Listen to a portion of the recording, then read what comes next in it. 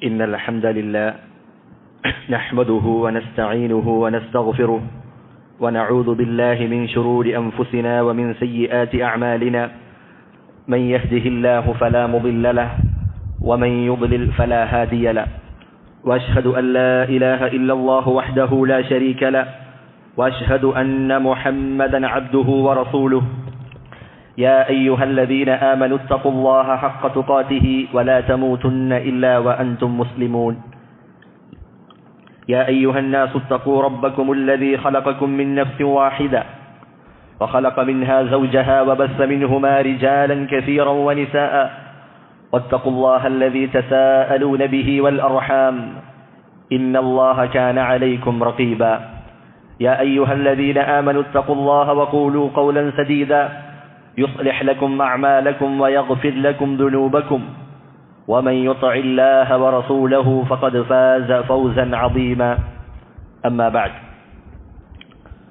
ബഹുമാനമുള്ള മുഅ്മിനീങ്ങളെ, അല്ലാഹു സുബ്ഹാനഹു വ തആലയുടെ വിധിവിലക്കുകൾ ജീവിതത്തിന്റെ എല്ലാ മേഖലകളിലും പാലിക്കണമെന്ന് വസിയ്യത്ത് ചെയ്യുകയാണ്. റസൂലുള്ളാഹി സ്വല്ലല്ലാഹു അലൈഹി വസല്ലമ പറഞ്ഞു, മൻ യുരിദില്ലാഹു ബിഹി ഖൈറൻ യുഫഖിഹു ഫിദ്ദീൻ. അല്ലാഹു സുബ്ഹാനഹു വ തആല ആർക്കെങ്കിലും നന്മ ഉദ്ദേശിച്ചിട്ടുണ്ടെങ്കിൽ, ആരിലെങ്കിലും നന്മ ഉദ്ദേശിച്ചിട്ടുണ്ടെങ്കിൽ യുഫഖിഹു ഫിദ്ദീൻ, അവന് ദീനിൽ അവഗാഹം നൽകുന്നതാണ്. അള്ളാഹു ഒരു വ്യക്തിക്ക് നന്മ ഉദ്ദേശിച്ചു എന്നതിൻ്റെ അടയാളമാണ് ദീനിന്റെ വിജ്ഞാനങ്ങൾ പഠിക്കുവാനും അതിൻ്റെ അത്തരത്തിലുള്ള മജ്ലിസുകളിൽ പങ്കെടുക്കുവാനും ഇൽമുമായി ബന്ധം പുലർത്തുവാനും ഒരു വ്യക്തിക്ക് സാധിക്കുക എന്നുള്ളത്. അതുകൊണ്ട് അള്ളാഹുവിൻ്റെ മഹത്തായ ഒരു നിഅമത്താണ് ഇൽമുമായി ബന്ധം സ്ഥാപിക്കുക എന്നത്. അതിന് നന്ദി കാണിക്കുകയും അല്ലാഹു സുബ്ഹാനഹു വ തആലയോട് ശുക്ർ കാണിക്കുകയും ചെയ്യുക. നമ്മൾ കഴിഞ്ഞ ആഴ്ച പറഞ്ഞു വന്നത് സലാസത്തുൽ ഉസൂൽ, 3 അടിസ്ഥാന തത്വങ്ങൾ എന്ന പേരിൽ അറിയപ്പെടുന്ന ശൈഖുൽ ഇസ്ലാം മുഹമ്മദ് ബിൻ അബ്ദുൽ വഹാബ് റഹിമഹുല്ലാ അദ്ദേഹത്തിന്റെ കിതാബിനെ കുറിച്ചാണ്. നാം സൂചിപ്പിച്ചതുപോലെ വിശ്വാസകാര്യങ്ങൾ പഠിക്കുന്നതിന് വേണ്ടി പണ്ഡിതന്മാർ പലതരത്തിലുള്ള കിതാബുകൾ എഴുതിയിട്ടുണ്ട്.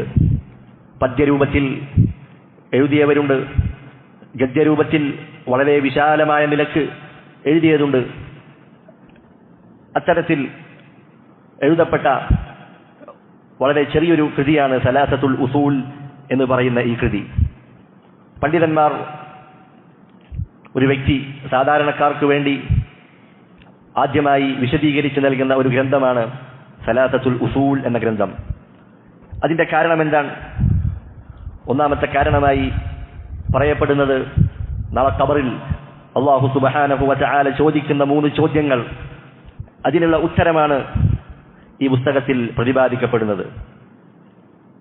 റസൂലുള്ളാഹി സ്വല്ലല്ലാഹു അലൈഹി വസല്ലമ പറഞ്ഞതായി കാണാം, ഫയഅതീഹി മലക്കാൻ, ഒരു വ്യക്തിയെ ഖബറിൽ മറമാടപ്പെട്ട് ആളുകളെല്ലാം തിരിച്ചു പോയതിനു ശേഷം അവിടെ 2 മലക്കുകൾ വരുന്നതാണ്. ഫയുജ്ലിസാനിഹി, അങ്ങനെ അവനെ എഴുന്നേൽപ്പിച്ചിരുത്തുന്നതാണ്. ഫയഖൂലാനി, എന്നിട്ട് ആ 2 മലക്കുകൾ അവനോട് ചോദിക്കും, മൻ റബ്ബുക, നിന്റെ റബ്ബാരാണ്? ഫയഖൂലു റബ്ബി അല്ലാഹ്, എന്റെ റബ്ബ് അല്ലാഹുവാണെന്ന് അവൻ പറയും. ഒരു മുഅ്മിനായ ഒരു വ്യക്തിയുടെ അവസ്ഥയാണിത്. അവർ വീണ്ടും ചോദിക്കും, വമാ ദീനുക, നിന്റെ ദീൻ ഏതാണ്? ഫയഖൂലു ദീനി അൽ ഇസ്ലാം, എന്റെ ദീൻ ഇസ്ലാമാണ്. ഫയഖൂലാനി, അവർ വീണ്ടും ചോദിക്കും, മാ ഹാദാ റജുലു അല്ലദീ ബുഇസ ഫീകും, നിങ്ങളിലേക്ക് നിയോഗിക്കപ്പെട്ട നിയുക്തനായ ഈ വ്യക്തി ആരാണ്? അപ്പോൾ പറയും, ഹുവ റസൂലുള്ളാഹി സ്വല്ലല്ലാഹു അലൈഹി വസല്ലം, അത് റസൂലുള്ളാഹി സ്വല്ലല്ലാഹു അലൈഹി വസല്ലമാണെന്ന് ആ വ്യക്തി, മുഅ്മിനായ വ്യക്തി മറുപടി പറയുന്നതാണ്. മറ്റൊരു ഹദീസിൽ കാണാം, ഇദാ ഖുബിറ അഹദുകും അബിൽ ഇൻസാനു അതാഹു മലകാനി അസ്വദാനി അസ്റഖാൻ, നിങ്ങളിൽ ഒരാൾ അവർ ഖബറിൽ മറമാടപ്പെട്ട് കഴിഞ്ഞാൽ 2 മലക്കുകൾ അവന്റെ അരികിലേക്ക് വരുന്നതാണ്. അസ്വദാനി, കറുത്തിരുണ്ട മലക്കുകൾ, അവരുടെ നിറം കറുപ്പായിരിക്കും. അസ്റഖാനി, അവരുടെ കണ്ണുകൾ നീല നിറത്തിലായിരിക്കും. യുഖാലു ലി അഹദിഹിമാ അൽ മുൻകറു, ഒരാളുടെ പേര് അൽ മുൻകർ, രണ്ടാമത്തെ മലക്കിന്റെ പേര് അൻ നകീർ എന്നായിരിക്കുമെന്ന് റസൂലുള്ളാഹി സ്വല്ലല്ലാഹു അലൈഹി വസല്ലമ അവിടുന്ന് പറയുകയാണ്. അപ്പോൾ അൽ മുൻകർ വൻ നകീർ എന്ന് പറഞ്ഞാൽ നമുക്ക് പരിചയമില്ലാത്ത രൂപത്തിലും ഭാവത്തിലുമാണ് ആ മലക്കുകൾ വരുന്നത്.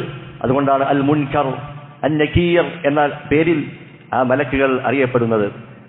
എന്നാൽ ഇത്തരത്തിൽ പേടിപ്പെടുത്തുന്ന ഈ സന്ദർഭത്തിൽ അല്ലാഹു സുബ്ഹാനഹു വ തആല ഒരു മുഅ്മിനായ ഒരു വ്യക്തിക്ക് അവിടെ സമാധാനവും സ്ഥൈര്യവും നൽകുന്നതാണ്. എന്നാൽ മുനാഫിഖായ വ്യക്തി അവൻ എന്ന് വിളിച്ചു പറയും. അള്ളാഹുവിന്റെ ശിക്ഷ അവന്റെ ഖബറിൽ നിന്നും ആരംഭിക്കുകയായി.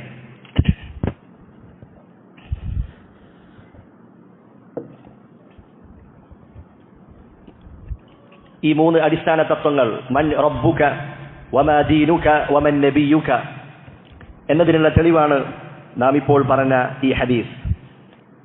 ഇനി നാം ഈ മൂന്ന് അടിസ്ഥാന തത്വങ്ങളെക്കുറിച്ച് നാം ഒന്ന് ചിന്തിച്ചു നോക്കുക. നാം ഓരോരുത്തരും അല്ലാഹു സുബ്ഹാനഹു വ തആലയിലേക്കുള്ള യാത്രയിലാണ്. ഈ ദുനിയാവിൽ ഒരു വ്യക്തി പിറന്നു വീണത് മുതൽ പിന്നീട് അവൻ അല്ലാഹുവിലേക്കുള്ള യാത്ര ആരംഭിക്കുകയായി. ഒരു യാത്രക്കാരനെ സംബന്ധിച്ചിടത്തോളം അവനിൽ മൂന്ന് കാര്യങ്ങൾ പൂർത്തീകരിക്കപ്പെടേണ്ടതുണ്ട്. ഒന്നാമത്തേതെന്താണ്? അവനൊരു ലക്ഷ്യമുണ്ടായിരിക്കണം. ഞാൻ എവിടേക്കാണ് യാത്ര പോകുന്നത് എന്ന ലക്ഷ്യം. രണ്ടാമത്തേത്, ആ ലക്ഷ്യത്തിലേക്ക് എത്താനുള്ള ഒരു മാർഗം അതുണ്ടായിരിക്കേണ്ടതുണ്ട്. മൂന്നാമത്തേത്, ആ ലക്ഷ്യത്തിലേക്ക് അവനെ എത്തിക്കുന്ന, ആ മാർഗത്തെക്കുറിച്ച് അവനെ അറിയിക്കുന്ന ഒരു വഴികാട്ടി ഉണ്ടായിരിക്കണം. ഇതുപോലെയാണ് നാം ഓരോരുത്തരും അള്ളാഹുവിലേക്കുള്ള യാത്രയിലാണ്.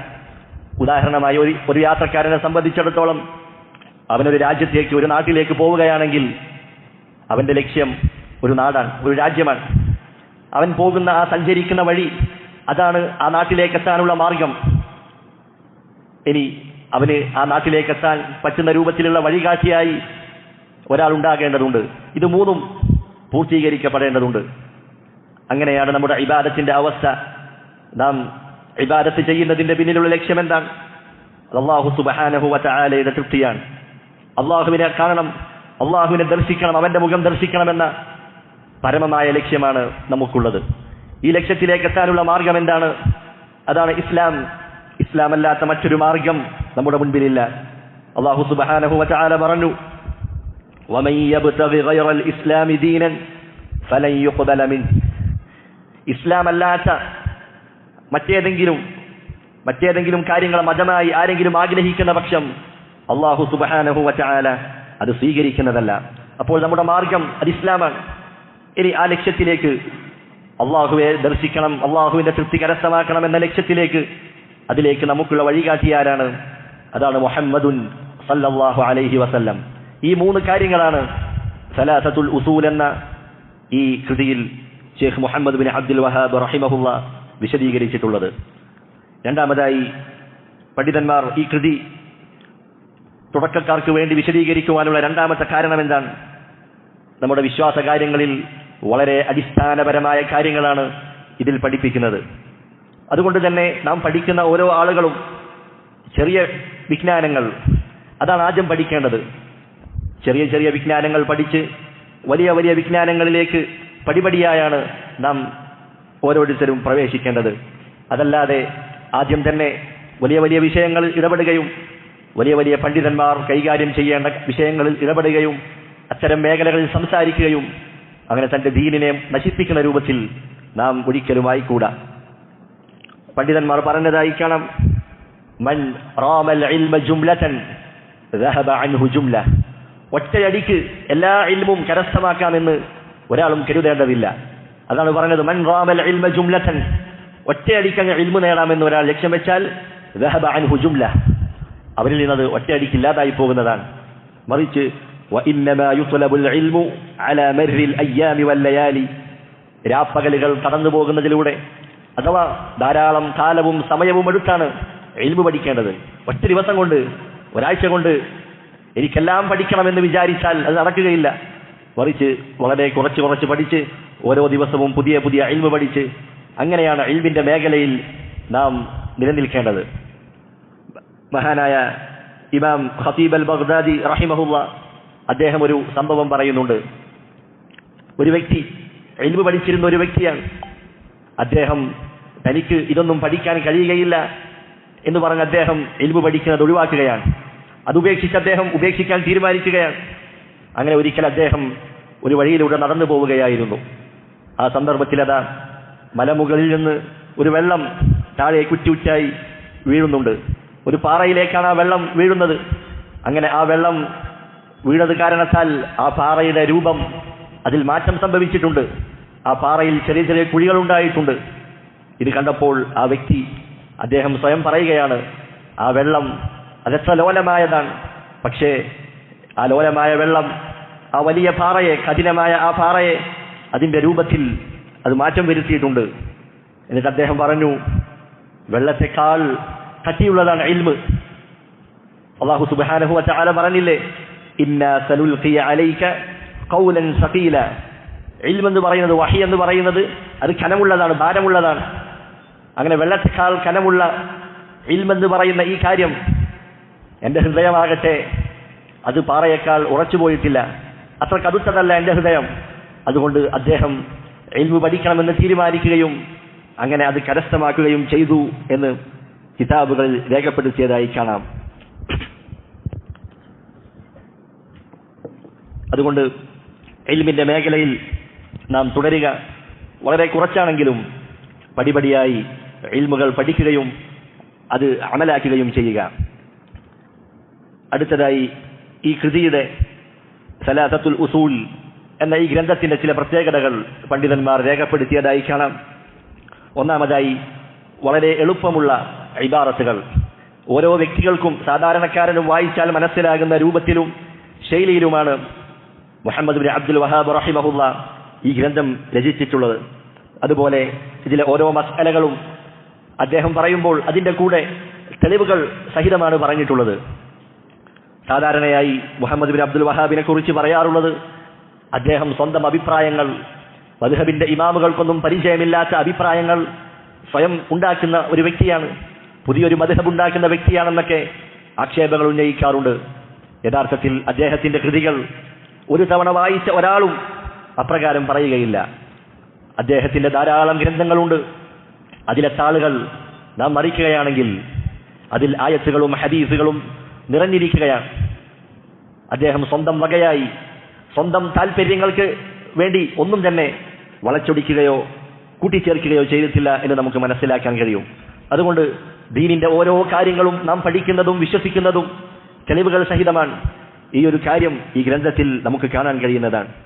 അതുപോലെ ഈ ഗ്രന്ഥം നാം പഠിക്കുമ്പോൾ നമുക്ക് മനസ്സിലാകുന്ന മറ്റൊരു കാര്യമാണ്, പഠിതാക്കൾക്ക് വളരെ ഉപകാരപ്പെടുന്ന ഒരു രീതി ശൈഖ് റഹിമഹുള്ള ഈ ഗ്രന്ഥത്തിൽ സ്വീകരിച്ചിട്ടുണ്ട്. അഥവാ കാര്യങ്ങൾ എണ്ണിപ്പറഞ്ഞു കൊടുക്കുക. അത് റസൂലുള്ളാഹി സ്വല്ലല്ലാഹു അലൈഹി വസല്ലമയുടെ ഒരു ശൈലിയാണ്. അവിടുന്ന് പറഞ്ഞു, ആയത്തുൽ മുനാഫിഖി സലാസത്തുൻ. മുനാഫിഖിന്റെ അടയാളം 3 എണ്ണമാണ്. അങ്ങനെ ധാരാളം ഹദീസുകൾ നമുക്ക് കാണാൻ കഴിയും.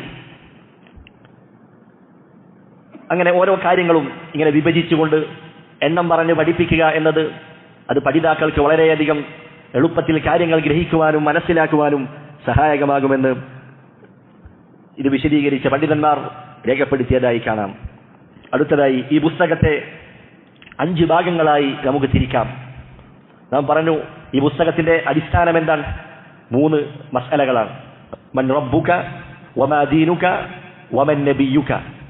ഇതാണ് ഈ പുസ്തകത്തിന്റെ അടിസ്ഥാനം. അതാണ്.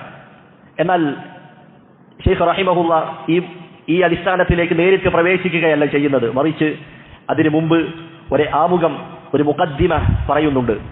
അതിൽ വളരെ പ്രധാനപ്പെട്ട 4 മസ്അലകളെ കുറിച്ച് പറയുന്നുണ്ട്. സൂറത്തുൽ അസ്ർ അതിനെക്കുറിച്ച് സംസാരിക്കുന്നുണ്ട്. അതിനുശേഷം തൗഹീദിന്റെ ഇനങ്ങളെക്കുറിച്ച് പറയുന്നുണ്ട്. പിന്നീട് തൗഹീദ് പഠിക്കേണ്ടതിന്റെ പ്രാധാന്യം സൂചിപ്പിക്കുന്നുണ്ട്. അതിനുശേഷമാണ് നാം പറഞ്ഞ ഈ 3 അടിസ്ഥാന തത്വങ്ങൾ ഷെയ്ഖ് മുഹമ്മദ് ബിൻ അബ്ദുൽ വഹാബ് റഹിമഹുള്ള തന്റെ ഗ്രന്ഥത്തിൽ പറയുന്നത്. പിന്നെ അവസാനമായി ഒരു ഖാത്തിമ, ഒരു ഉപസംഹാരം എന്ന നിലക്ക് പുസ്തകത്തിനൊരു അവസാനവും ഷെയ്ഖ് റഹിമഹുള്ള നൽകിയതായി കാണാം. ഇത്രയുമാണ് ഗ്രന്ഥവുമായി ബന്ധപ്പെട്ട് നാം അറിഞ്ഞിരിക്കേണ്ട ചില കാര്യങ്ങൾ. അടുത്തതായി ഗ്രന്ഥമെഴുതിയ ഷെയ്ഖുൽ ഇസ്ലാം ഇമാമുദ്ദഅവ Muhammad bin Abdul Wahhab bin Sulaiman Attamimi, ഇതാണ് അദ്ദേഹത്തിന്റെ പൂർണ്ണമായ നാമം. ഹിജ്റ 1115 നജ്ദിലെ അൽ ഉയൈന എന്ന സ്ഥലത്താണ് മുഹമ്മദ് ബിൻ അബ്ദുൽ വഹാബ് റഹിമഹുള്ള ജനിക്കുന്നത്. 10 വയസ്സാകുന്നതിന് മുമ്പ് തന്നെ അദ്ദേഹം ഖുർആൻ മനഃപ്പാഠമാക്കുകയും അങ്ങനെ ഇൽമിന്റെ മാർഗത്തിൽ യാത്രകൾ ആരംഭിക്കുകയും ചെയ്തു. മക്കയിലേക്കും മദീനയിലേക്കും ബസ്രയിലേക്കുമെല്ലാം അദ്ദേഹം യാത്ര ചെയ്തതായി കാണാം. അദ്ദേഹം ബസ്രയിൽ വെച്ചിട്ടാണ് കിതാബു തൗഹീദ് എന്ന അദ്ദേഹത്തിന്റെ വളരെ പ്രധാനപ്പെട്ട ഗ്രന്ഥം അത് രചിക്കുന്നത് ബസ്രയിൽ വെച്ചിട്ടാണ്. ഷെയ്ഖുൽ ഇസ്ലാം ഇബ്നു തൈമിയ അതുപോലെ ഇബ്നുൽ ഖയ്യിം എന്നീ വലിയ 2 പണ്ഡിതന്മാർ അവരുടെ കൃതികൾ മുഹമ്മദ് ബിൻ അബ്ദുൽ വഹാബ് റഹിമഹുള്ളയെ വല്ലാതെ സ്വാധീനിച്ചിരുന്നു. അതുകൊണ്ട് തന്നെ അദ്ദേഹം അന്ധമായ തഖ്ലീദിനും ശിർക്കിനും ബിദ്അത്തിനുമെതിരെ അദ്ദേഹം വളരെയധികം സംസാരിച്ചതായി നമുക്ക് കാണാൻ കഴിയും. റസൂലുള്ളാഹി സ്വല്ലല്ലാഹു അലൈഹി വസല്ലമ മക്കം ഫതഹിന്റെ അന്ന് അവിടെ കഅബയ്ക്കകത്ത് ധാരാളം വിഗ്രഹങ്ങൾ ഉണ്ടായിരുന്നു. അതെല്ലാം എടുത്തു മാറ്റുകയും അങ്ങനെ ശിർക്കിന്റെ മുഴുവൻ അംശങ്ങളെയും തുടച്ചു നീക്കുകയും ജസീറത്തുൽ അറബ് അതൊരു ഇസ്ലാമിന്റെ മണ്ണായി രൂപപ്പെടുകയുമുണ്ടായി. എന്നാൽ കാലം കുറെ കഴിഞ്ഞപ്പോൾ അത് അറേബ്യൻ ഭൂഖണ്ഡത്തിലും ശിർക്ക് കടന്നു വരികയാണ് വീണ്ടും. അങ്ങനെ ഇസ്ലാമിന്റെ അടിത്തറയായ തൗഹീദിനും ലാ ഇലാഹ ഇല്ലല്ലാഹുക്കും എതിരായിക്കൊണ്ട് ശിർക്ക് ജസീറത്തുൽ അറബിലേക്ക് കടന്നു വരികയാണ്. അതോടൊപ്പം ആ നാട്ടിലുള്ള ആളുകൾ മുഹമ്മദ് ബിൻ അബ്ദുൽ വഹാബിന്റെ ശിഷ്യന്മാർ പറയുന്നതായി കാണാം, മുഹമ്മദ് ബിൻ അബ്ദുൽ വഹാബ് അദ്ദേഹത്തിന്റെ പ്രബോധനം നജ്ദിൽ വരുന്നതിന് മുമ്പ് ഞങ്ങളെല്ലാം ശിർക്കിലായിരുന്നു. ഞങ്ങൾ ശൈത്താന്മാർക്ക് വേണ്ടി ബലിയറുത്തിരുന്നു. മരിച്ചുപോയ ആളുകളോട് ഞങ്ങൾ പ്രാർത്ഥിക്കാറുണ്ടായിരുന്നു. മക്കയിലെ മുശ്രിക്കുകൾ അംഗീകരിച്ചിരുന്ന തൗഹീദുർ റുബൂബിയ്യ അത് ഞങ്ങൾക്കറിയുമായിരുന്നില്ല. പ്രവാചകന്മാർ പ്രബോധനം ചെയ്ത ലാ ഇലാഹ ഇല്ലല്ലാഹ് അതിനെക്കുറിച്ച് ഞങ്ങൾക്കറിയുമായിരുന്നില്ല. സുന്നത്ത് എന്താണ്, ബിദ്അത്ത് എന്താണ് എന്ന് ഞങ്ങൾക്കറിയുമായിരുന്നില്ല. അങ്ങനെ ഇസ്ലാമിനെ കുറിച്ച് തീർത്തും അജ്ഞമായ ഒരു സമൂഹമായിരുന്നു നജ്ദിലുണ്ടായിരുന്നത്. ഈ ഒരു കാലഘട്ടത്തിലാണ് ഷെയ്ഖുൽ ഇസ്ലാം മുഹമ്മദ് ബിൻ അബ്ദുൽ വഹാബ് അവിടേക്ക് കടന്നു വരുന്നത്. അങ്ങനെ അവരിൽ ഒരു പരിഷ്കർത്താവായി മുജദ്ദിദായി അദ്ദേഹം അറിയപ്പെടുകയാണ്. കാരണം മനുഷ്യരെല്ലാം ജനിക്കുന്നത് എങ്ങനെയാണ്? കുല്ലു മൗലൂദിൻ യൂലദു അലൽ ഫിത്ര, ഓരോരുത്തരും ശുദ്ധ പ്രകൃതിയിലാണ് ജനിക്കുന്നത്. ഒരു വ്യക്തി ജനിക്കുന്നത് അവൻ ശുദ്ധ പ്രകൃതിയിലാണ്. അവന്റെ ഉപ്പയുടെയോ ഉമ്മയുടെയോ സമൂഹത്തിന്റെയോ ദുനിയാവിന്റെയോ മറ്റൊരു സ്വാധീനവുമില്ലെങ്കിൽ അവൻ ഇസ്ലാമിന്റെ വഴിയിൽ തന്നെ നിലകൊള്ളുന്നതാണ്. എന്നാൽ അവന്റെ രക്ഷിതാക്കളും അവന്റെ സമൂഹവുമെല്ലാം അവനെ ആ മാർഗത്തിൽ നിന്ന് തെറ്റിച്ചു കളയും. ഇങ്ങനെ തെറ്റിക്കുമ്പോഴാണ് അല്ലാഹു സുബ്ഹാനഹു വ തആല പ്രവാചകന്മാരെ അയക്കുന്നത്. എന്നാൽ പ്രവാചകന്മാർ മുഹമ്മദ് നബി സല്ലല്ലാഹു അലൈഹി വസല്ലമയിലൂടെ പ്രവാചകന്മാർ അവസാനിച്ചു. ഇനി പ്രവാചകന്മാർ വരാനില്ല. ഇനി ഒരു കിതാബ് അല്ലാഹു അവതരിപ്പിക്കുകയില്ല. അപ്പോൾ ഓരോ കാലം കഴിയും തോറും ജനങ്ങൾ ദീനിൽ നിന്ന് അകലുകയും ഇസ്ലാമിന്റെ അടിത്തറയിൽ നിന്ന് അതിന്റെ അടിസ്ഥാന കാര്യങ്ങളിൽ നിന്നും അകലുകയും ചെയ്യുമ്പോൾ ഈ ദീനിനെ പരിഷ്കരിക്കുന്നതിന് വേണ്ടി അതിനെ പരിഷ്കരിക്കുന്നതിന് വേണ്ടി അല്ലാഹു സുബ്ഹാനഹു വ തആല പണ്ഡിതന്മാരെ നിയോഗിക്കുന്നതാണ്. അതാണ് റസൂലുള്ളാഹി സ്വല്ലല്ലാഹു അലൈഹി വസല്ലമ പറഞ്ഞത്, ഇന്നല്ലാഹ യബ്അസു ലിഹാദിഹിൽ ഉമ്മ അലാ റഅസി കുല്ലി 100 സനത്തിൻ മൻ യുജദ്ദിദു ലഹാ ദീനഹാ. അല്ലാഹു സുബ്ഹാനഹു വ തആല ഓരോ നൂറ്റാണ്ടിന്റെയും അഥവാ ഓരോ 100 വർഷത്തിന്റെയും തുടക്കത്തിൽ ഈ ഉമ്മത്തിൽ അവരുടെ ദീനിനെ പരിഷ്കരിക്കുക എന്ന് പറഞ്ഞാൽ ആളുകൾ ദീനാണെന്ന് തെറ്റായി വിചാരിച്ച കാര്യങ്ങൾ അതിനെ തിരുത്തി കൊടുക്കുക, അതിനെ ശരിയാക്കുന്ന മുജദ്ദിദുകൾ അവരെ അല്ലാഹു സുബ്ഹാനഹു വ തആല ഈ ഉമ്മത്തിലേക്ക് നിയോഗിക്കുന്നതാണ്. അങ്ങനെ ഹിജ്റ 12-ാം നൂറ്റാണ്ടിന്റെ തുടക്കത്തിൽ ഹിജ്റ 1115 മുഹമ്മദ് ബിൻ അബ്ദുൽ വഹാബ് റഹിമഹുള്ള ജനിക്കുന്നത്. അദ്ദേഹത്തെക്കുറിച്ച് പണ്ഡിതന്മാർ രേഖപ്പെടുത്തിയതായി കാണാം. 12-ാം നൂറ്റാണ്ടിലെ മുജദ്ദിദ് എന്ന പേരിലാണ് അദ്ദേഹം അറിയപ്പെടുന്നത്. കാരണം അന്ന് നിലനിന്നിരുന്ന ശിർക്ക്, ബിദ്അത്ത്, അന്ധവിശ്വാസങ്ങൾക്കെതിരെ അദ്ദേഹം നടത്തിയ പോരാട്ടം അദ്ദേഹത്തിന്റെ ചരിത്രം വായിക്കുന്ന ഓരോ ആളുകൾക്കും കൂടുതൽ വ്യക്തമാകുന്നതാണ്.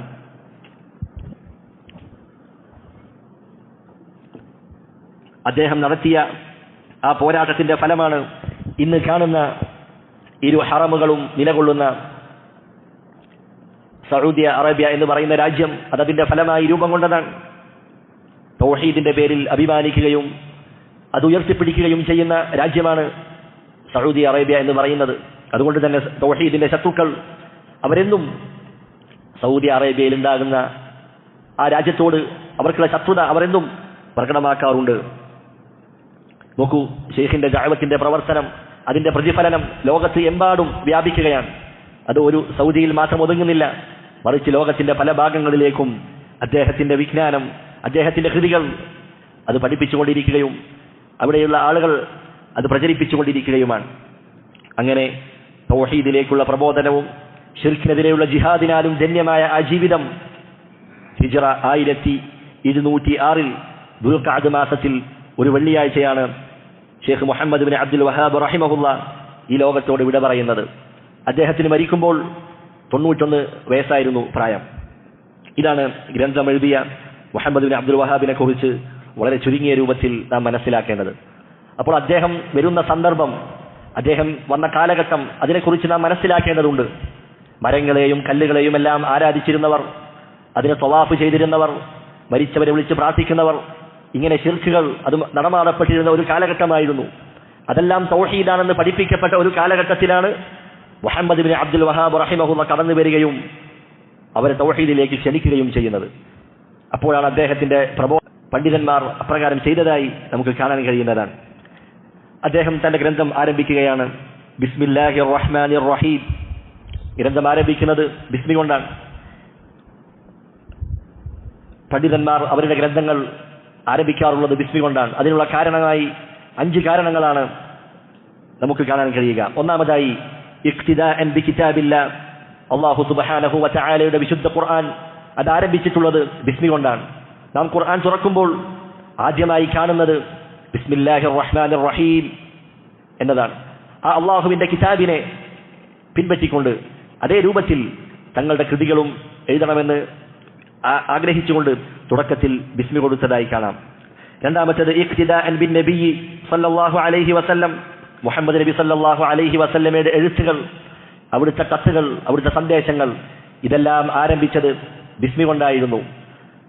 അവിടുന്ന് മഹാനായ അബൂ സുഫിയാൻ റളിയല്ലാഹു അൻഹു ഉദ്ധരിക്കുന്ന ഹദീസിൽ കാണാം, റോമിന്റെ ചക്രവർത്തിയായ ഹിറഖിൽ അദ്ദേഹത്തിന് റസൂലുള്ളാഹി സ്വല്ലല്ലാഹു അലൈഹി വസല്ലമ കത്തെഴുതുകയാണ്. അതിന്റെ തുടക്കം എങ്ങനെയാണ്?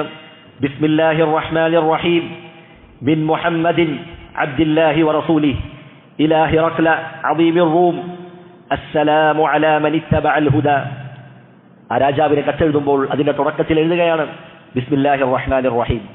ഇത് മുഹമ്മദുൻ അബ്ദുല്ലാഹി വറസൂൽ, അള്ളാഹുവിന്റെ അബ്ദും റസൂലുമായ മുഹമ്മദിൽ നിന്നാകുന്നു ഈ കത്ത്. ആരിലേക്കാണ്? റോമിന്റെ ഭരണാധികാരിയിലേക്കാണ്. എന്നിട്ട് പറഞ്ഞു അസ്സലാമു അലാ മൻ ഇത്തബഅൽ ഹുദാ, സന്മാർഗത്തെ പിൻപറ്റിയവർക്ക് സലാം എന്ന് പറഞ്ഞുകൊണ്ട് റസൂലുള്ളാഹി സ്വല്ലല്ലാഹു അലൈഹി വസല്ലമ തന്റെ കത്ത് ആരംഭിക്കുകയാണ്. അതുകൊണ്ട് റസൂലിന്റെ എഴുത്തുകൾ അത് ആരംഭിച്ചിരുന്നത് ബിസ്മി കൊണ്ടായിരുന്നു എന്ന് നമുക്ക് മനസ്സിലാക്കാം. മൂന്നാമത്തേത്, മുൻകാല പ്രവാചകന്മാർ അവരും ഈ ഒരു രീതി സ്വീകരിച്ചിരുന്നതായി കാണാം. ബിൽഖീസ് രാജ്ഞിക്ക് കത്തയക്കുമ്പോൾ മഹാനായ സുലൈമാൻ അലൈഹിസ്സലാം അദ്ദേഹം എഴുതിയതായി കാണാം, ഇന്നഹു മിൻ സുലൈമാന വ ഇന്നഹു ബിസ്മില്ലാഹിർ റഹ്മാനിർ റഹീം. ബിൽഖീസ് രാജ്ഞിക്കുള്ള കത്ത് അദ്ദേഹം ആരംഭിച്ചത് എങ്ങനെയാണ്? ബിസ്മി കൊണ്ടാണ്. അതിന്റെ തുടക്കത്തിൽ ബിസ്മില്ലാഹിർ റഹ്മാനിർ റഹീം എന്ന് നമുക്ക് കാണാൻ കഴിയുന്നതാണ്. നാലാമത്തെ കാരണമായി രേഖപ്പെടുത്തുന്നത് അള്ളാഹുവിന്റെ നാമങ്ങൾ കൊണ്ട് ആരംഭിക്കുക. നാമങ്ങൾ കൊണ്ട് ആരംഭിച്ച് നാം അള്ളാഹുവിനോട് ബറക്കത്ത് തേടുകയാണ്. ബിസ്മില്ലാ, അള്ളാഹുവിന്റെ മുഴുവൻ നാമങ്ങളും മുൻനിർത്തിക്കൊണ്ടാണ് നാം ആരംഭിക്കുന്നത്. അപ്പോൾ അള്ളാഹുവിന്റെ നാമങ്ങൾ കൊണ്ട് ആരംഭിക്കുമ്പോൾ നാം അള്ളാഹുവിനോട് ബറക്കത്ത് തേടുകയാണ്. ഈ ഒരു നിലക്കും ബിസ്മി കൊണ്ട് ആരംഭിക്കുക എന്നത് വളരെ പുണ്യമുള്ള കാര്യമാണെന്ന് മനസ്സിലാക്കാം. അഞ്ചാമതായി സലഫുകളായ പണ്ഡിതന്മാർ അവരെല്ലാം തങ്ങളുടെ കിതാബുകൾ, ഗ്രന്ഥങ്ങൾ ആരംഭിച്ചിട്ടുള്ളത് ബിസ്മി കൊണ്ടായിരുന്നു എന്നതാണ്. ഈ 5 കാരണങ്ങൾ കൊണ്ടാണ് ഷെയ്ഖ് മുഹമ്മദ് ബിൻ അബ്ദുൽ വഹാബ് റഹിമഹുള്ളയും അവിടുത്തെ കൃതി ബിസ്മി കൊണ്ട് ആരംഭിച്ചത്. അതുകൊണ്ട് ഈ ഒരു സുന്നത്ത് നാമും പാലിക്കേണ്ടതുണ്ട്. നമ്മുടെ എഴുത്തുകൾ നാം എഴുതുമ്പോൾ, മെസ്സേജുകൾ അയക്കുമ്പോൾ, വലിയ ദീർഘമായ മെസ്സേജുകളൊക്കെയാണെങ്കിൽ, ഉപദേശങ്ങളൊക്കെയാണെങ്കിൽ തുടക്കത്തിൽ ഒരു ബിസ്മി എഴുതുക. അത് വളരെ പുണ്യകരമായ കാര്യമാണെന്ന് നാം മനസ്സിലാക്കുക. ബിസ്മില്ലാഹിർ റഹ്മാനിർ റഹീം എന്ന് പറയുമ്പോൾ നാം ധാരാളം തവണ ആവർത്തിക്കുന്ന വാക്കാണ് ബിസ്മില്ലാഹിർ റഹ്മാനിർ റഹീം എന്നുള്ളത്. ഇതിൽ അള്ളാഹുവിൻ്റെ 3 പ്രധാനപ്പെട്ട നാമങ്ങളാണ് പറയപ്പെട്ടിട്ടുള്ളത്. ഒന്നാമത്തേത് അള്ളാഹു എന്നുള്ള നാമം. അള്ളാഹുവിൻ്റെ നാമങ്ങളിൽ ഏറ്റവും ഉയർന്നതാണ് അള്ളാഹു എന്നുള്ള പദം. അതുകൊണ്ട് തന്നെ മറ്റു നാമങ്ങളെല്ലാം ഈ നാമത്തിൻ്റെ പിറകിലാണ് വരിക. ഉദാഹരണമായി അള്ളാഹുവിൻ്റെ പേരാണ് അർ റഹ്മാൻ അർ റഹീം എന്നാണ് നാം പറയുക. അതല്ലാതെ റഹ്മാനിൻ്റെ പേരാണ് അള്ളാഹു എന്ന് നാം പറയുകയില്ല. വിശുദ്ധ ഖുർആനിലും ഈ ഒരു ശൈലിയാണ് നമുക്ക് കാണാൻ കഴിയുക. അള്ളാഹു സുബ്ഹാനഹു വ തആല പറഞ്ഞു, ഹുവല്ലാഹുൽ ലദീ ലാ ഇലാഹ ഇല്ലാഹു അൽ മലിക്കുൽ ഖുദ്ദൂസുസ് സലാമുൽ മുഅ്മിൻ അൽ മുഹൈമിനുൽ അസീസുൽ ജബ്ബാറുൽ മുതകബ്ബിർ. അങ്ങനെ അള്ളാഹുവിൻ്റെ ധാരാളം പേരുകൾ പറയുകയാണ്. അതിൻ്റെ തുടക്കം, അതിൻ്റെ ആരംഭം എങ്ങനെയാണ്? അള്ളാഹു എന്ന നാമമാണ് ആദ്യമായി ആരംഭിച്ചത്.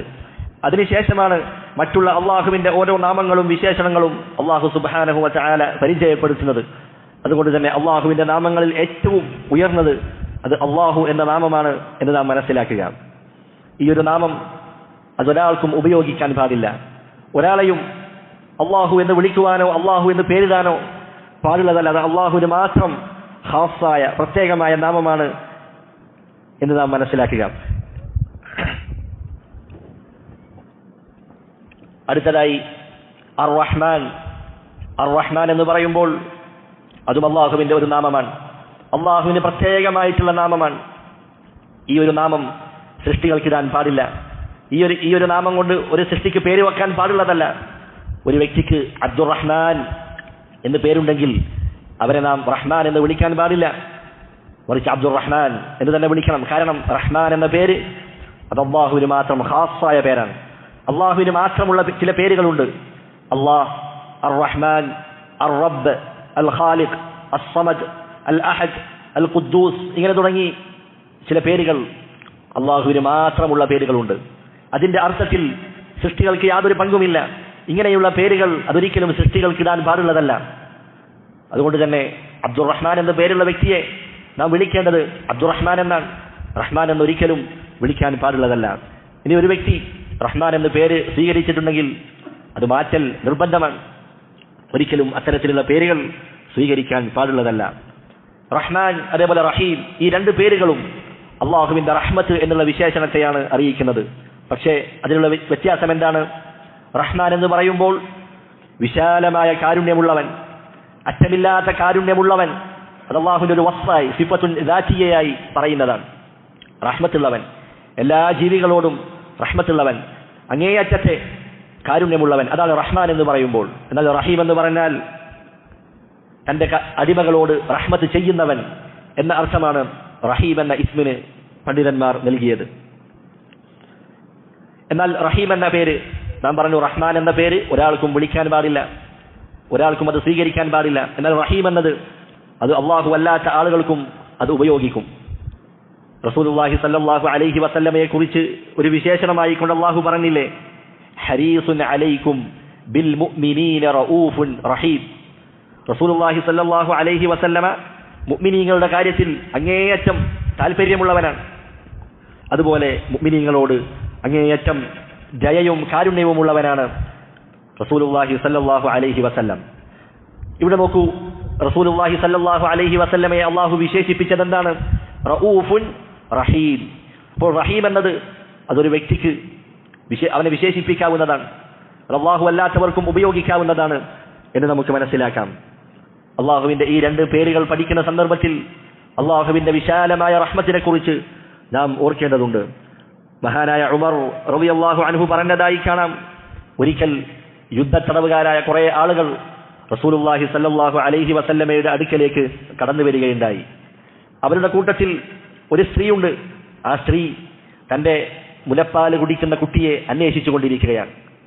മുലപ്പാൽ കൊടുക്കുന്ന സ്ത്രീകൾക്കറിയാം, കുറേ നേരം കുട്ടികൾക്ക് പാല് കൊടുത്തില്ല എങ്കിൽ അവരുടെ മാർഗത്തിലൂടെ മുലപ്പാൽ ഒലിച്ചു പോകുന്നതാണ്. അങ്ങനെ ആ സ്ത്രീ കുറേ നേരമായി തൻ്റെ കുട്ടിയെ തിരയുകയാണ്. അവരുടെ മാർഗത്തിലൂടെ പാലിങ്ങനെ ഒഴിക്കുന്നുണ്ട്. ആ സന്ദർഭത്തിൽ ആ സ്ത്രീ അവരുടെ പാല് കുടിക്കുന്ന ആ ചെറിയ കുട്ടിയെ അവിടെ നിന്ന് കണ്ടെത്തുകയാണ്. അങ്ങനെ സന്തോഷത്താൽ ആ കുട്ടിയെ വാരിപ്പുണരുകയും തന്റെ മാറോട് ചേർത്തുകൊണ്ട് ആ ഉമ്മ കുട്ടിക്ക് പാല് നൽകുകയും ചെയ്തു. ഈ സന്ദർഭത്തിൽ റസൂലുള്ളാഹി സ്വല്ലല്ലാഹു അലൈഹി വസല്ലമ സഹാബികളോട് ചോദിച്ചു, ആ മാതാവ് തന്റെ കുട്ടിയെ തീയിലേക്ക് എറിയുമെന്ന് നിങ്ങൾ ആരെങ്കിലും വിചാരിക്കുന്നുണ്ടോ? സഹാബികൾ പറഞ്ഞു, ഒരിക്കലുമില്ല. അപ്പോൾ റസൂലുള്ളാഹി സ്വല്ലല്ലാഹു അലൈഹി വസല്ലമ പറഞ്ഞതായി കാണാം, ലല്ലാഹു അർഹമു ബിഇബാദിഹി മിൻ ഹാദിഹി ബിവലദിഹാ. ആ മാതാവിനുള്ള കാരുണ്യമുണ്ടല്ലോ, അതിനേക്കാൾ തന്റെ അടിമകളോട് റഹ്മത്തുള്ളവനാകുന്നു അല്ലാഹു സുബ്ഹാനഹു വ തആല. അപ്പോൾ അല്ലാഹുവിന്റെ റഹ്മത്ത് അത് വിശാലമാണ്. മറ്റൊരു ഹദീസിൽ കാണാം, ഇന്ന ലില്ലാഹി മിഅത റഹ്മത്തിൻ. അല്ലാഹുവിന്റെ റഹ്മത്ത് അത് 100ഓളം ഭാഗങ്ങളുണ്ട്. വാഹിദ അൻസല മിൻഹാ റഹ്മതൻ വാഹിദതൻ ബൈനൽ ജിന്നി വൽ ഇൻസി വൽ ബഹായിമി വൽ ഹവാം.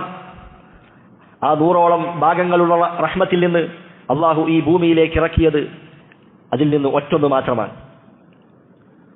ആ ഒരു ഭാഗം മാത്രമാണ് അല്ലാഹു സുബ്ഹാനഹു വ തആല മനുഷ്യ ജിന്ന് വർഗത്തിനും അതുപോലെ മറ്റു ജീവജാലങ്ങൾക്കിടയിലും അല്ലാഹു സുബ്ഹാനഹു വ തആല ഇറക്കിയിട്ടുള്ളത്. എന്നിട്ട് പറഞ്ഞു, ഫബിഹാ യതആതഫൂൻ. അതുകൊണ്ടാണ് ജീവികൾ പരസ്പരം കരുണ കാണിക്കുന്നതായി കാണാം. വബിഹാ യതറാഹമൂൻ വബിഹാ തഅതിഫുൽ വഹ്ശു അലാ വലദിഹാ. ജീവികൾ പരസ്പരം ഇണങ്ങുന്നതും അവർ കനിവ് കാണിക്കുന്നതുമെല്ലാം ഈ ഒരു റഹ്മത്തിൽപ്പെട്ടതാണ്. അതുപോലെ ക്രൂരനായ ഒരു കാട്ടുമൃഗം തന്റെ കുഞ്ഞിനോട് കാണിക്കുന്ന കരുണ, അതെല്ലാം അല്ലാഹു സുബ്ഹാനഹു വ തആലയുടെ ഈ ഒരു റഹ്മത്തിന്റെ ഭാഗമാണ്. എന്നിട്ട് പറഞ്ഞു, വഅഖറ 99 റഹ്മതൻ. ബാക്കി വരുന്ന 99 ഭാഗവും അല്ലാഹു സുബ്ഹാനഹു വ തആല അത് ഖിയാമത്ത് നാളിലേക്ക് വേണ്ടി മാറ്റിവെച്ചിരിക്കുകയാണ്. യർഹമു ബിഹാ ഇബാദഹു യൗമൽ ഖിയാമ. ഖിയാമത്ത് നാളിൽ സത്യവിശ്വാസികളോട് മുഅ്മിനീങ്ങളോട് കരുണ ചെയ്യുന്നതിന് വേണ്ടി അല്ലാഹു സുബ്ഹാനഹു വ തആല അത് മാറ്റിവെച്ചിരിക്കുകയാണ്. അപ്പോൾ നാം അനുഭവിക്കുന്ന ഈ റഹ്മത്ത്, നമ്മൾ പരസ്പരം കാണിക്കുന്ന റഹ്മത്ത്, ഒരു കുട്ടിക്ക് ഉമ്മയോടുള്ള റഹ്മത്ത്, ജീവജാലങ്ങൾ പരസ്പരം കാണിക്കുന്ന റഹ്മത്തെല്ലാം അത് അല്ലാഹുവിന്റെ റഹ്മത്തിൽ നിന്നും 100 ഭാഗത്തിൽ നിന്ന് ഒരംശം മാത്രമാണ്. ബാക്കി വരുന്ന 99ഉം അല്ലാഹു സുബ്ഹാനഹു വ തആല ഖിയാമത്ത് നാളിലേക്ക് വേണ്ടി മാറ്റിവെച്ചിരിക്കുകയാണ്. ഇതാണ് ബിസ്മില്ലാഹിർ റഹ്മാനിർ റഹീം എന്ന് നാം പാരായണം ചെയ്യുമ്പോൾ അതിനെക്കുറിച്ച് മനസ്സിലാക്കേണ്ട അല്പം ചില കാര്യങ്ങൾ. എന്നിട്ട് ശൈഖ് റഹിമഹുല്ലാ അദ്ദേഹം കിതാബ് ആരംഭിക്കുകയാണ്. ഇഅ്ലം റഹിമകല്ലാ. ഇഅ്ലം, നീ പഠിക്കണം, നീ അറിയണം. റഹിമകല്ലാ, അല്ലാഹു നിനക്ക് റഹ്മത്ത് ചെയ്യട്ടെ എന്ന് ശൈഖ് പ്രാർത്ഥിക്കുകയാണ്. ഈ പുസ്തകം പഠിക്കുന്നവർ, ഇത് വായിക്കുന്നവർക്ക് വേണ്ടി അദ്ദേഹം പ്രാർത്ഥിക്കുകയാണ്. ഇതിന്റെ തുടക്കം, ഇതിന്റെ ആരംഭം എങ്ങനെയാണ്? ഇഅ്ലം, നീ അറിയണം, നീ പഠിക്കണം. വളരെ പ്രധാനപ്പെട്ട കാര്യങ്ങൾ സൂചിപ്പിക്കുമ്പോഴാണ് ഇത്തരത്തിലുള്ള വാക്കുകൾ ഉപയോഗിക്കുക. വിശുദ്ധ ഖുർആനിൽ കാണാം, ഫഅലം അന്നഹു ലാ ഇലാഹ ഇല്ലല്ലാഹ്. അല്ലാഹു അല്ലാതെ ആരാധനക്കർഹനായി മറ്റാരുമില്ല എന്ന് നീ അറിയണം, നീ പഠിക്കണം. അതുപോലെയുള്ള വളരെ പ്രധാനപ്പെട്ട കാര്യങ്ങളാണ് ഇത്തരത്തിൽ ഇഅ്ലം എന്ന് പറയുമ്പോൾ അതിനുശേഷം പറയാനിരിക്കുന്നത്. അതുകൊണ്ട് നാം ഓരോരുത്തരും നമ്മുടെ ശ്രദ്ധ കൂർപ്പിക്കുക. എന്താണ് ശൈഖ് പറയാൻ പോകുന്നത്, ആ പ്രധാനപ്പെട്ട കാര്യം എന്താണ് എന്ന് നാം ഓരോരുത്തരും ശ്രദ്ധിച്ചിരിക്കുക. എന്നിട്ട് പറഞ്ഞു, റഹിമകല്ലാ, അല്ലാഹു നിനക്ക് റഹ്മത്ത് ചെയ്യട്ടെ. ഇതിൽ വലിയൊരു പാഠമാണ് നമുക്കുള്ളത്. ഷെയ്ഖ് മുഹമ്മദ് ബിൻ അബ്ദുൽ വഹാബ് റഹിമഹുല്ലാ അദ്ദേഹത്തിന്റെ മറ്റ് കൃതികളിലും ഇതേ ഒരു ശൈലി സ്വീകരിച്ചതായി കാണാം. താൻ ആരെയാണോ പ്രബോധനം ചെയ്യുന്നത് അവർക്ക് വേണ്ടി ധാരാളമായി പ്രാർത്ഥിക്കുക.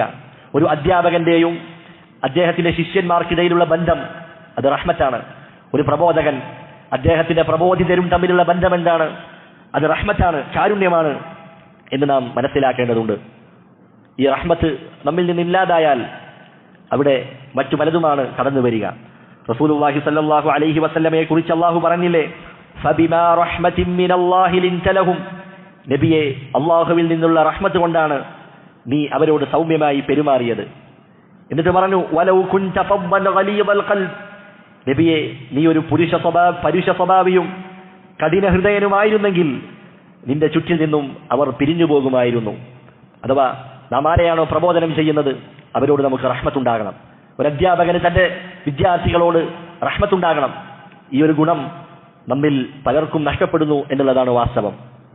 അധ്യാപകർ ഉസ്താദുമാർ എന്ന് കേൾക്കുമ്പോഴേക്ക് കുട്ടികളുടെ മനസ്സിൽ ഓർമ്മ വരുന്നത് എന്താണ്? ഒരു ചൂരലും ചുവന്ന കണ്ണുകളും പേടിപ്പെടുത്തുന്ന സംസാരങ്ങളുമൊക്കെയാണ്. അതുകൊണ്ട് തന്നെ പലരും ദീനീ വിദ്യാഭ്യാസങ്ങളിൽ ദീനീ പഠനത്തിനു വേണ്ടി അവർ വരുന്നില്ല. കാരണം എന്താണ്? ഉസ്താദ് എന്ന് പറയുമ്പോൾ കുട്ടികളുടെ മനസ്സിൽ തന്നെ കടന്നു വരുന്ന രൂപം പലതുമാണ്. അതുകൊണ്ട് പഠിപ്പിക്കുന്നവർ, ജനങ്ങളെ പ്രബോധനം ചെയ്യുന്നവർ, അവരിൽ ഉണ്ടായിരിക്കേണ്ട പ്രധാന ഗുണമാണ് റഹ്മത്ത് എന്ന് പറയുന്നത്. ഈ ഒരു കാര്യമാണ് ശൈഖ് റഹിമഹുള്ള തുടക്കത്തിൽ തന്നെ നമ്മെ ഓർമ്മപ്പെടുത്തുന്നത്. റസൂലുള്ളാഹി സ്വല്ലല്ലാഹു അലൈഹി വസല്ലമയെ കുറിച്ച് അല്ലാഹു പറഞ്ഞതായി കാണാം, വമാ അർസൽനാക ഇല്ലാ റഹ്മത്തൻ ലിൽ ആലമീൻ. ഈ ലോകത്തുള്ള ലോകർക്ക് വേണ്ടി അവർക്ക് റഹ്മത്തായിക്കൊണ്ടാണ് റസൂലുള്ളാഹി സ്വല്ലല്ലാഹു അലൈഹി വസല്ലമയെ അല്ലാഹു നിയോഗിച്ചിട്ടുള്ളത്. റസൂലുള്ളാഹി സ്വല്ലല്ലാഹു അലൈഹി വസല്ലമ ഈ ഉമ്മത്തിനോട് റഹ്മത്ത് കാണിച്ചതുപോലെ റസൂൽ കൊണ്ടുവന്ന ആ ഇൽമിലേക്ക് പ്രബോധനം ചെയ്യുന്ന പ്രബോധകരും അതുപോലെ ആളുകളോട് റഹ്മത്ത് കാണിക്കേണ്ടതുണ്ട്. സത്യത്തിൽ നിന്ന് പിന്തിരിഞ്ഞു കളയുന്ന ആളുകൾ, അവരെ കാണുമ്പോൾ നമുക്ക് അവരോട് സഹതാപവും കാരുണ്യവുമാണ് ഉണ്ടാകേണ്ടത്. കാരണം അല്ലാഹു സുബ്ഹാനഹു വ തആല വിചാരിച്ചിരുന്നുവെങ്കിൽ നീയും അവരെ പോലെ ആകുമായിരുന്നു. അള്ളാഹുവിന്റെ വിരലുകൾക്കിടയിലാണ് മനുഷ്യരുടെ ഹൃദയമുള്ളത്. അവരുദ്ദേശിക്കുന്ന രൂപത്തിലേക്ക് അതിനെ മാറ്റാൻ കഴിവുള്ളവനാണ് അല്ലാഹു സുബ്ഹാനഹു വ തആല. അതുകൊണ്ട് സത്യത്തോട് വിമുഖത കാണിച്ച് അതിൽ നിന്ന് പിന്തിരിഞ്ഞു നിൽക്കുന്ന ആളുകളെ കാണുമ്പോൾ നമുക്ക് അവരോട് റഹ്മത്തുണ്ടാകണം. അതോടൊപ്പം അല്ലാഹു സുബ്ഹാനഹു വ തആല നമ്മെ അത്തരത്തിലുള്ള വഴികളിൽ നിന്ന് രക്ഷിച്ചതിനുള്ള ശുക്റും നാം അള്ളാഹുവിനോട് കാണിക്കേണ്ടതുണ്ട്. ഈ ഒരു കാര്യമാണ് തുടക്കത്തിൽ ശൈഖ് റഹിമഹുള്ള ആദ്യമായി നമ്മെ സൂചിപ്പിക്കുന്നത്. അതുപോലെ മുഹദ്ദിസീങ്ങളായ ആളുകൾ അവർ പറഞ്ഞതായി കാണാം, ഞങ്ങളുടെ ഉസ്താദിൽ നിന്ന് ഞങ്ങൾ ആദ്യമായി പഠിച്ച ഹദീസ് ഏതാണ്? അർറാഹിമൂന യർഹമുഹുമുർ റഹ്മാൻ. ഭൂമിയിലുള്ളവരോട് കരുണ കാണിക്കുന്ന ആളുകൾ, അവരോട് റഹ്മാനായ അള്ളാഹു കരുണ കാണിക്കുന്നതാണ്. ഇർഹമൂ മൻ ഫിൽ അർളി യർഹമുകും മൻ ഫിസ് സമാ. ഭൂമിയിലുള്ളവരോട് നിങ്ങൾ റഹ്മത്ത് കാണിക്കുകയാണെങ്കിൽ ആകാശത്തിലുള്ളവൻ നിങ്ങളോട് റഹ്മത്ത് കാണിക്കുന്നതാണ്. ഈ ഒരു ഹദീസാണ് ഞങ്ങളുടെ ഉസ്താദിൽ നിന്നും ആദ്യമായി പഠിച്ചത്, ആദ്യമായി ഞങ്ങൾ കേട്ടത് എന്ന് മുഹദ്ദിസീങ്ങൾ രേഖപ്പെടുത്തിയതായി കാണാം. അതുകൊണ്ട് നാം ആരോടാണോ പ്രബോധനം ചെയ്യുന്നത്, നാം ആരെയാണോ പഠിപ്പിക്കുന്നത്, അവർക്ക് വേണ്ടി നാം ധാരാളമായി പ്രാർത്ഥിക്കുക.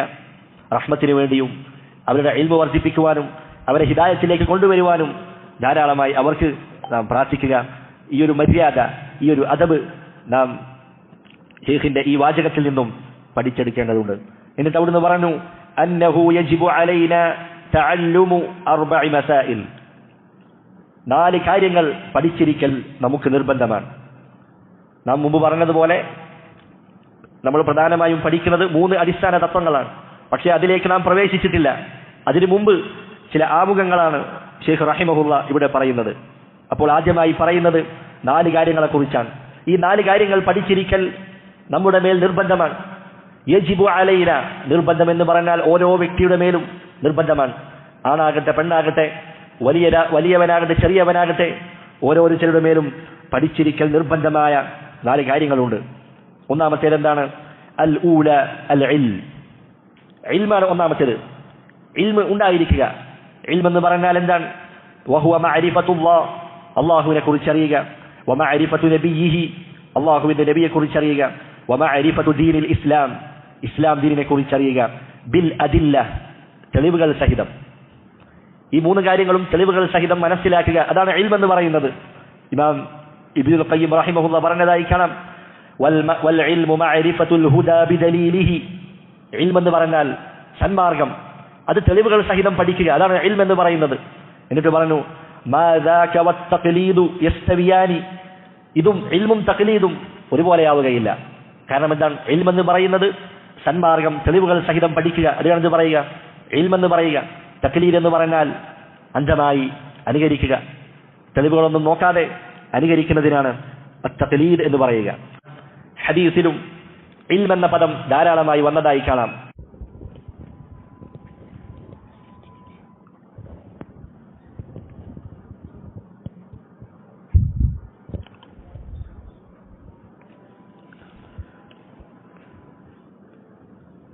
അപ്പോൾ ഒന്നാമത്തെ കാര്യം അൽ ഇൽം, ഇൽമ് നേടുക, ഇൽമ് കരസ്ഥമാക്കുക എന്നതാണ്.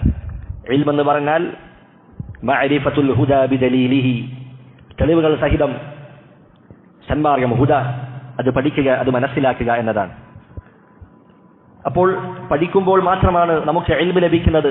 ഇന്നമൽ ഇൽമു ബിത്തഅല്ലും, പഠിക്കാതെ നമുക്കൊരിക്കലും ഇൽമ് ലഭിക്കുകയില്ല.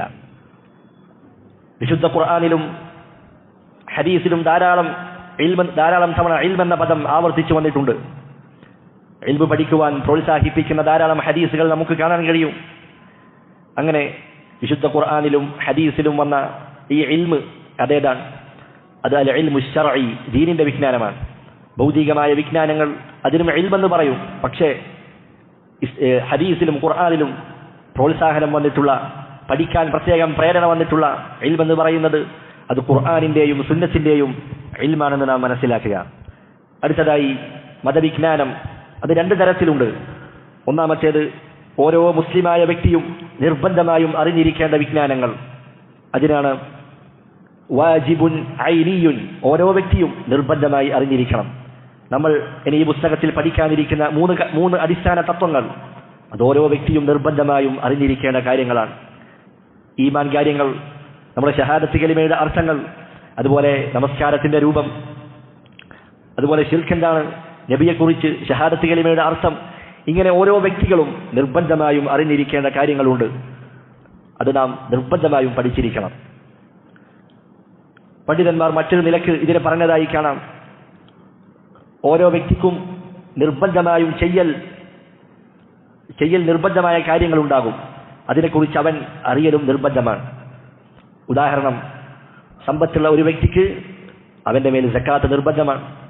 അപ്പോൾ അവൻ സക്കാത്തിന്റെ വിശദാംശങ്ങളെക്കുറിച്ച് പഠിക്കേണ്ടതുണ്ട്. അതുപോലെ ഹജ്ജ് നിർബന്ധമായ ഒരു വ്യക്തി, അവൻ ഹജ്ജിനെ കുറിച്ച് പഠിക്കൽ നിർബന്ധമാണ്. കച്ചവടം ചെയ്യുന്ന ഒരു വ്യക്തി കച്ചവടത്തെക്കുറിച്ച്, അതിന്റെ അഹ്കാമുകളെക്കുറിച്ച് പഠിക്കൽ നിർബന്ധമാണ്. അങ്ങനെ ഓരോ വ്യക്തിക്കും അവൻ ഇടപഴകുന്ന മേഖലകളുമായി ബന്ധപ്പെട്ട് അവൻ അറിഞ്ഞിരിക്കേണ്ട കാര്യങ്ങൾ അത് നിർബന്ധമായും അവൻ പഠിച്ചിരിക്കണം. എന്നാൽ ഒരു പാവപ്പെട്ട ഒരു വ്യക്തി, സമ്പത്തില്ലാത്ത ഒരു വ്യക്തി, അവന് സക്കാത്തിന്റെ വിശദാംശങ്ങൾ പഠിക്കൽ നിർബന്ധമാണോ? അല്ല. അതുപോലെ ഓരോ വ്യക്തികൾക്കും അതിൽ മാറ്റം, ഏറ്റക്കുറച്ചിലുകൾ ഉണ്ടാകുന്നതാണ്. അടുത്തതായി രണ്ടാമത്തെ ഇനം ഏതാണ്? വാജിബുൻ കിഫായിയുൻ, അഥവാ ഓരോ നാട്ടിലെയും അതല്ലെങ്കിൽ മുസ്ലിം ഉമ്മത്തിലെ ഏതെങ്കിലും ചില വ്യക്തികൾ അറിഞ്ഞാൽ, അവർ പഠിച്ചാൽ മറ്റുള്ളവരുടെ ബാധ്യത ഒഴിവാകുന്നതാണ്. എന്നാൽ ആരും പഠിക്കാതിരുന്നാലോ ആ നാട്ടിലുള്ള എല്ലാ ആളുകളും അതിന് കുറ്റക്കാരായി തീരുകയും ചെയ്യും. ഉദാഹരണമായി ഇസ്ലാമിലെ അനന്തരാവകാശ നിയമങ്ങൾ അത് ഓരോ ആളുകളും പഠിക്കേണ്ടതില്ല. മറിച്ച് നമ്മുടെ നാട്ടിൽ അത് പഠിച്ച ആരെങ്കിലുമൊക്കെ ഉണ്ടായിരിക്കണം.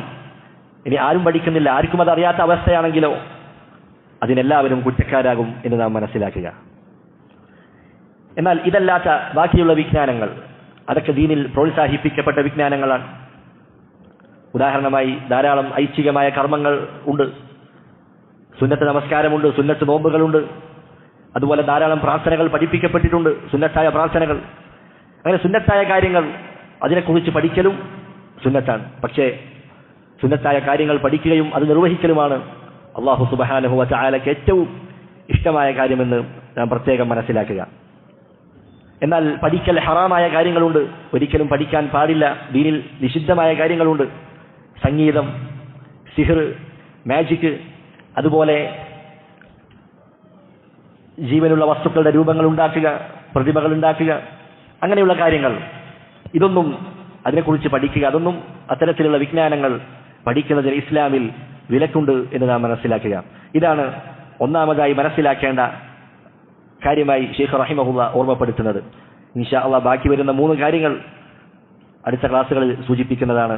അല്ലാഹു സുബ്ഹാനഹു വ തആല കാര്യങ്ങൾ മനസ്സിലാക്കുവാനും പഠിക്കുവാനുമുള്ള തൗഫീഖ് നൽകി അനുഗ്രഹിക്കുമാറാകട്ടെ. اللهم اغفر للمؤمنين والمؤمنات والمسلمين والمسلمات الأحياء منهم والأموات إنك مجيب الدعوات يا قاضي الحاجات. ربنا آتنا في الدنيا حسنة وفي الآخرة حسنة وقنا عذاب النار.